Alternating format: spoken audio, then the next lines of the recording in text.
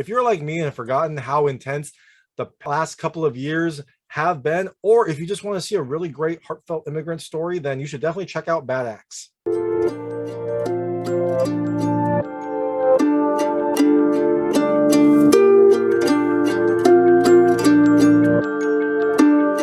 Hey everyone, this is David Stark from Watcher Pass. Today I'm talking about Bad Axe, which is a documentary that's screened on South by Southwest, and it also is coming to the DC Asian Pacific American Film Festival on July 17, 2022. It is a documentary about an immigrant family living in a small rural town and just trying to keep their family and restaurant alive during the pandemic. And my hot take is I definitely think you should watch it. Look, it's an interesting film. It is a wonderful kind of snapshot of life in America at that time, but it also has a lot of heartfelt drama and heartwarming moments between this family as they try to, adjust to life during the pandemic, kind of come to terms with the changing world, and also some of the other social issues that were kind of flaring during that summer. It is an intense documentary at times. It is a beautiful documentary, and it's also just a wonderful snapshot in time. So I'm going to tell you a little bit more about the film, a few things I liked, so I'm going to tell you a little more about the film and some things I liked about it. So Bad Axe follows the Siev family, who mainly consist of the father and mother, Chun and Raquel, and 3 of their 4 children, David, Jaclyn, and Raquel. And the film,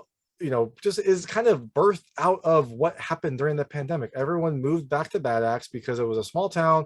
It seemed safer. And they also wanted to help out the family business that Raquel and Chun started, and that everyone has kind of helped to build into what it is today. And so as all the ducklings come home to roost, everyone comes to live back in Bad Axe, and that causes this wonderful, probably at times stressful opportunity for David to just document the family and this time and what is happening in America. And it is just a fascinating thing to watch. It really just kind of takes you back to those times.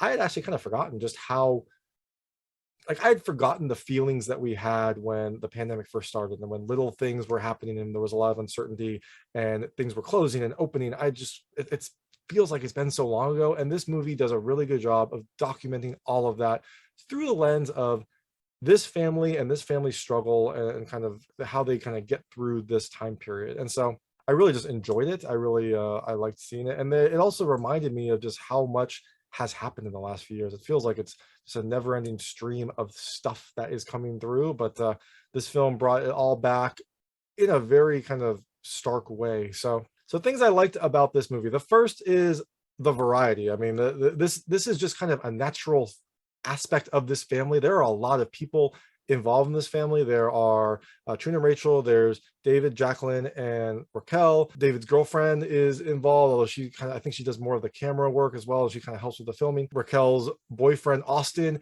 works at the restaurant, is also involved in this. And then Jaclyn's husband, Mike, also comes back to help the family out and to do what he can. And so you just get a lot of different people and viewpoints all put into this kind of pressure cooker of a situation.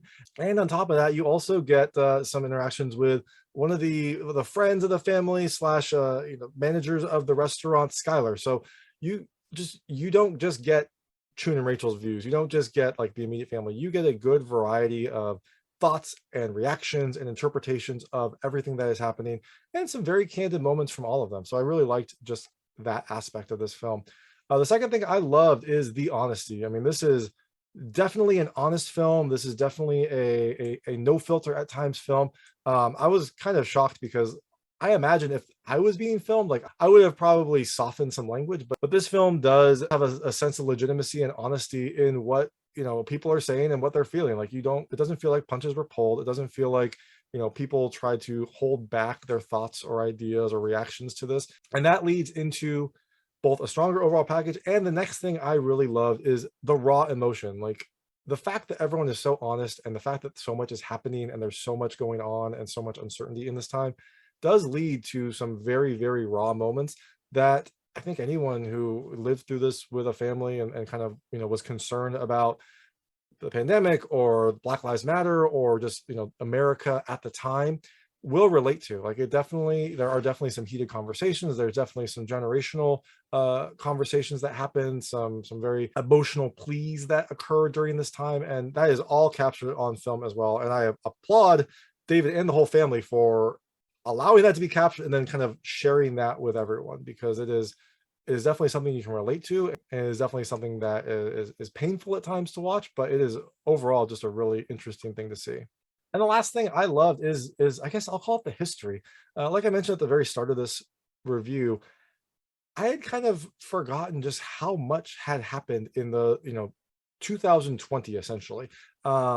It all felt like everything was happening so quickly and changing. It was weird. It was like things were happening very quickly, but then things were kind of slowing down to a halt because everything was shut down. So being reminded of that and seeing it all documented so well in through the lens of this family, but also just kind of seeing just the history that was happening did bring me back to some of the things and some of the emotions that aren't that old, but just kind of have faded over time. And so I really liked that aspect of this film as well. It really does feel like it shows a slice in history through the lens of this family and through the lens of, what this family was going through. But because of that, it lets you kind of relive those moments of history that aren't that old, but just kind of feel like they're a long time ago. So there really isn't much I didn't like about this film. I mean, I thought it was a fantastic movie. I thought it was really, really well done. There is a time skip at the end. It would have been nice to have a few more months that were filled in, but again, the film was already fairly long, and I know they cut down a lot of footage to make it into a 100-minute movie, so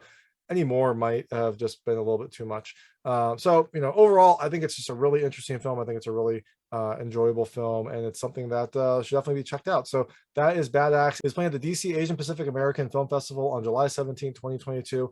It has been picked up by IFC, so it will be playing in theaters and on streaming at some point this year. Just keep an eye out. I'm sure it'll play at some more festivals, so you can check it out then, or you can wait for it to get a theatrical release or a streaming release. But definitely check it out. It is just a fascinating film. It is a beautiful film, and it's one that's painful at times and reminds us just kind of like how tumultuous that time was and how far we have come since the start of the pandemic. So thanks so much for watching. If you like this review, please like and subscribe to this channel. It helps me out a lot. Make sure all my new content goes straight to you. And check out my other content for this movie specifically. I have an interview with members of the family. I've got David Siev, the director, and then Chun and Raquel, the parents, and Jaclyn, the oldest sister. So definitely check that out. We go into the filming of the film, the impact that the movie has had on like their lives and like the lives in Bad Axe, and just some other fun things about the filming. So definitely check that out. And thanks so much for watching.